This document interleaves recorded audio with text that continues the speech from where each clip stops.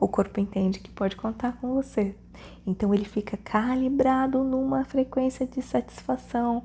E quando vem uma insatisfação muito grande, uma dor persistente, uma injustiça, ele reage automaticamente, você não precisa nem pensar, ele reage por você. Um corpo calibrado para não te deixar ficar no abuso, porque ele já está acostumado demais com a satisfação e com o prazer. Porque mulheres inteligentes, mulheres empoderadas, fortes, podem ainda cair em relacionamentos abusivos. Que pergunta difícil de responder, não é? Grande parte, eu acredito, seja porque a gente está numa cultura que normaliza o abuso, que chama de amor aquilo que é prisão, que chama de amor aquilo que é controle. E aí fica muito mais difícil a gente perceber, né? Tirando tudo isso que é da sociedade, da cultura e que é forte, sim, a gente não deve ignorar. E é por isso que a gente tem que estar unidas com outras mulheres que nos aconselhem, com pessoas que nos amem, que possam cuidar da gente, para a gente ter apoio nisso tudo. Porque estar sozinha é sempre muito mais difícil, a gente não consegue sozinha. Que ilusão é essa, né?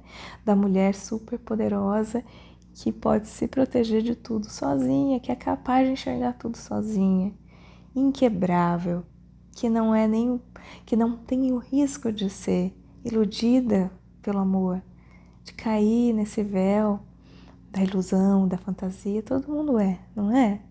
Então, se a gente está consciente das nossas fraquezas, das nossas limitações, se a gente tem essa humildade, a gente consegue se defender melhor ainda, porque a gente sabe que a gente tem esse pontinho frágil, então a gente consegue se defender, porque a gente tem consciência dele.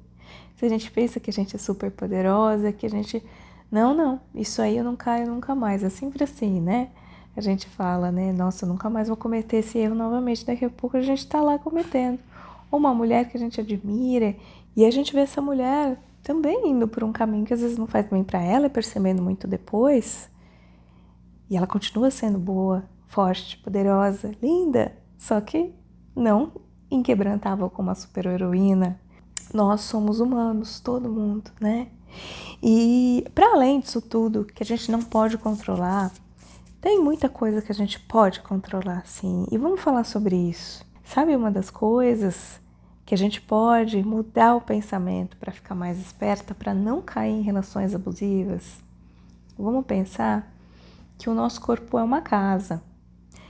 E quando a gente bagunça essa casa, ela tá suja, mal cuidada, alguém joga mais um lixo no quintal, onde tem outros lixos, e aquele lixo ali que alguém jogou se perde, porque já estava suja, né? Então, quando a gente cobra demais da gente mesmo, quando a gente ultrapassa os nossos limites sucessivamente, quando a gente não se acolhe, quando a gente não dá o descanso que a gente precisa, quando a gente exige aquilo que a gente não consegue e é dura com a gente mesmo, a gente está criando uma casa com tudo isso. Desrespeito aos limites, exigências muito fortes, exaustão, desrespeito ao descanso, não acolhimento, rigidez, julgamento, cobrança excessiva. E aí, quando vem da parte do outro, a gente não consegue reconhecer, a gente mesmo não consegue, porque se mistura ali no nosso bolinho das nossas próprias abusos para com a gente, e aí fica difícil de perceber. Então, a gente, quando limpa essa casa, deixa ela limpinha, né? Sem sujeira, quando a gente descansa o que a gente precisa, quando a vida permite, não é mesmo?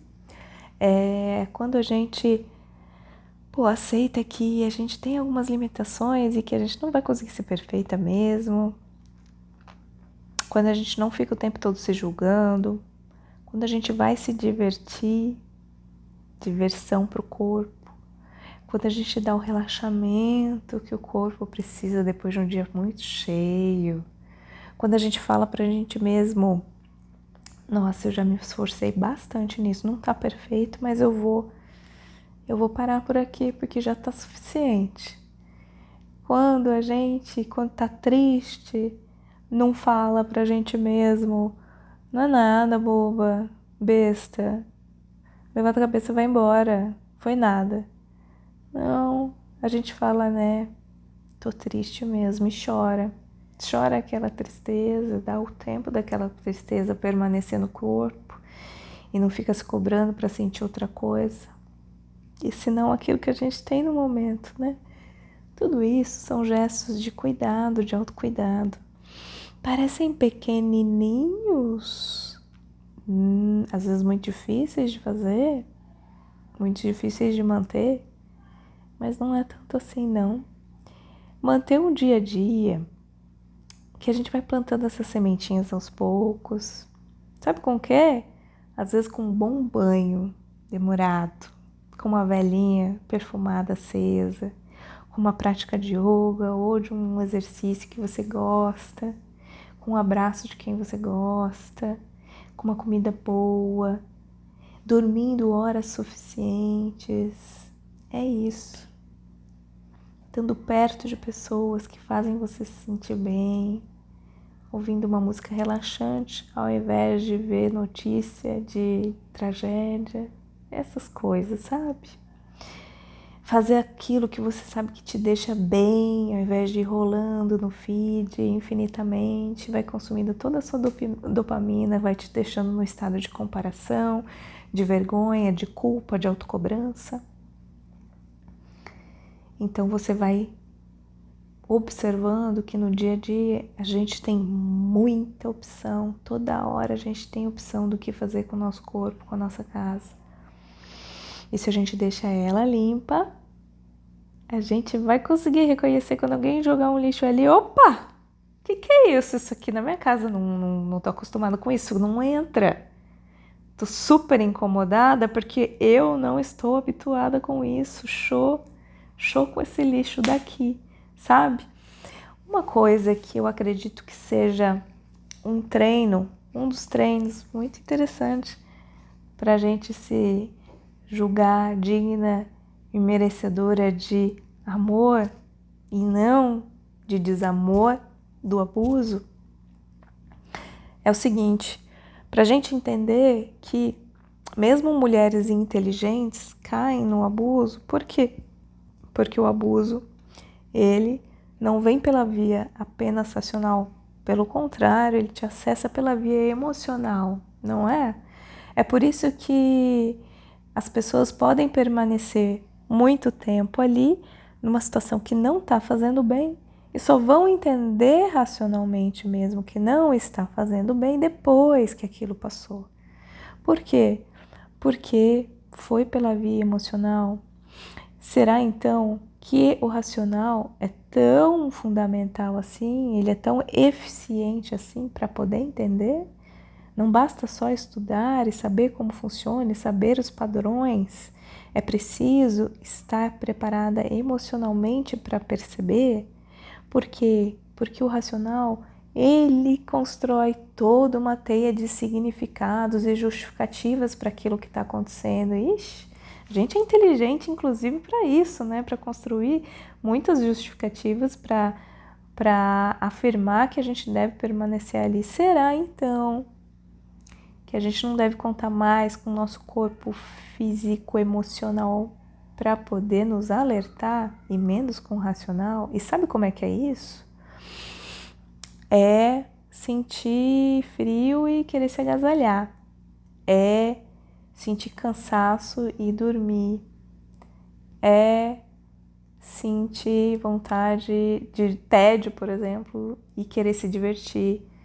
Ou seja, eu tô querendo dizer que se você começar a atender aquilo que teu corpo precisa, dar aquilo que ele precisa naquele momento, seja descanso, relaxamento, prazer, acolhimento, tempo, calmaria, Então você vai calibrando o seu corpo numa frequência de satisfação, numa frequência de segurança. Por quê? Porque quando o corpo entende que ele dá o comando, que ele pede e você atende, por exemplo, tô cansado, tô cansado. Aí você fala, não, vamos mais um pouquinho, porque eu sei que a gente pode mais, eu quero ficar aqui nesse trabalho até o fim, mais 2 horas, pra gente entregar ele perfeito. O corpo fala, meu Deus, eu não posso contar com essa pessoa, posso contar com ela para me descansar, para dar aquilo que eu preciso. Agora, quando você fala, ok,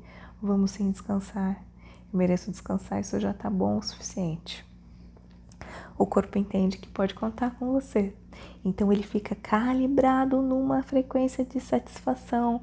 E quando vem uma insatisfação muito grande, uma dor persistente, uma injustiça, ele reage automaticamente, você não precisa nem pensar, ele reage por você. Um corpo calibrado para não te deixar ficar no abuso, porque ele já está acostumado demais com a satisfação e com o prazer.